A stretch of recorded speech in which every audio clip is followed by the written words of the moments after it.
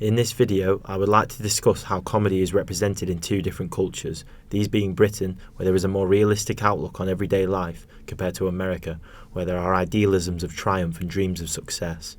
What do I mean by this exactly? Americans are more optimistic, and that's due to the fact that Americans are told they can become the next president. British people are told it won't happen to you. So where did these views and statements stem from?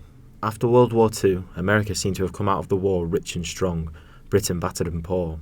The economy had been distorted by the war effort and sustained massive bomb damage.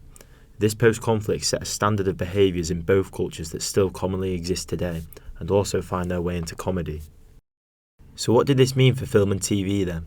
British directors like Ken Loach and Tony Richardson wanted to showcase the harsh working class British nation, so with this came kitchen sink dramas like Kes and A Taste of Honey.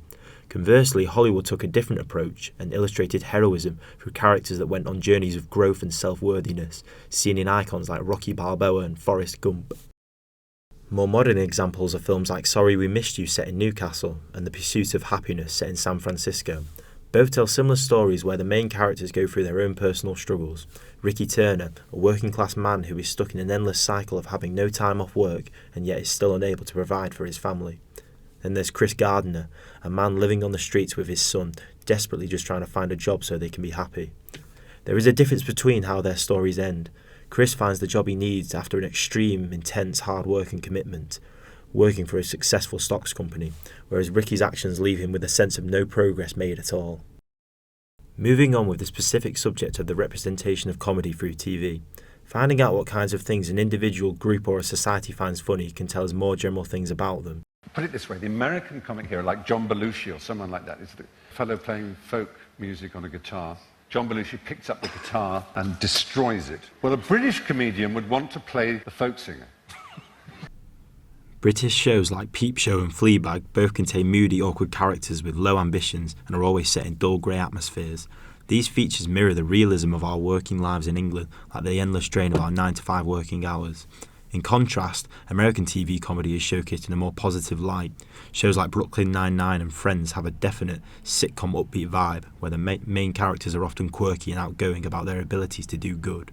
For example, if we look at how Detective Jake carries himself in this scene. I would love to have a statue of myself in the middle of a dance club. Do me a favor, take a look at this picture and tell me what you see. You and Regis Philbin? Awesome, right? Surprisingly down-to-earth guy, and definitely not the picture I meant to show you. But take a look at this. That's right, it's you and your old cellmate, Marcus Cole. The two of you planned this together in prison. You immediately feel his confident, almost cocky, self-assured manner of the situation, thus highlighting America's exaggerated interpretation of the wise guy archetype, which stems from 90s comedy characters like Jerry Seinfeld. So you know how to take the reservation, you just don't know how to hold the reservation. However, the best examples which define the different representations of comedy through British realism and American idealism are the legendary Office TV shows. Let's examine the types of humour both programmes interpret to the audience. The UK version is bleak and mundane, containing miserable characters with regular cringe-inducing moments.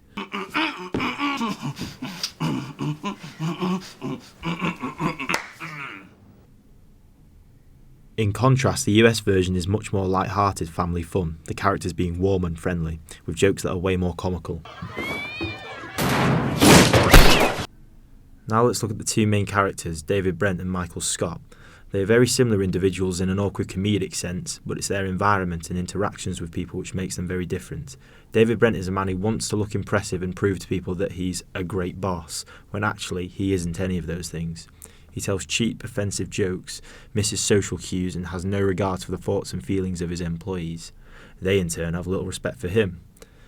Let's look at this scene where David announces his promotion, while also telling the staff that some of them might lose their jobs. Neil will be taking over both branches, and some of you will lose your jobs, yeah. On a more positive note, I've been promoted, so... Compare this to Michael Scott, on the other hand, who does in fact appreciate his staff. This next award is going out to our own little Pam Beasley. It is the Whitest Sneakers Award, because she always has the whitest tennis shoes on. Michael clearly has a lot more respect for his employees, showing admiration towards them.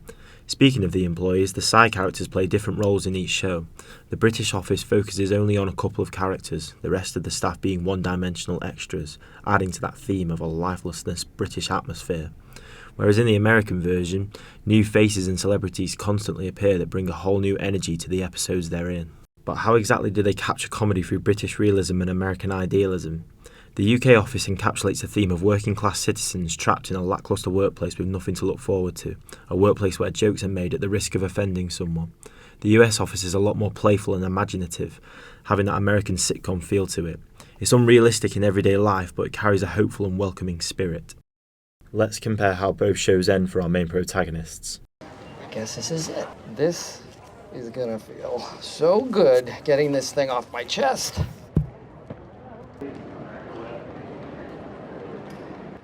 No, he wasn't sad. He was full of hope. Michael gets his happy ending and feels fulfilled, where compared to this. Again, thanks very much, David. Don't make me redundant. Please.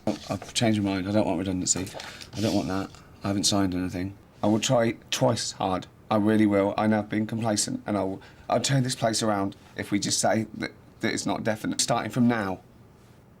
David faces the harsh reality of once being the boss of a company, only to plummet and find he suddenly has no job. To sum up, UK comedy presents Britain in a way we see ourselves. It's fact that we are more reserved and perceive the world in a realist sense, maybe coming across as sometimes grumpy and uninspired, but that's what makes our shows so powerful. Comedy geniuses like Ricky Gervais and Phoebe Waller-Bridge take these niche aspects of British culture and behaviours and turn them into funny skits that we all secretly experience every day. US comedy, on the other hand, is optimistic and is presented in a way which shows off our hopes and dreams. It's full of quick-wit gags and physical humour that constantly keeps the audience entertained. It's good to see these exaggerated personalities through the characters, as it takes us away from our sometimes repetitive nature of our day-to-day lives. Thanks for watching.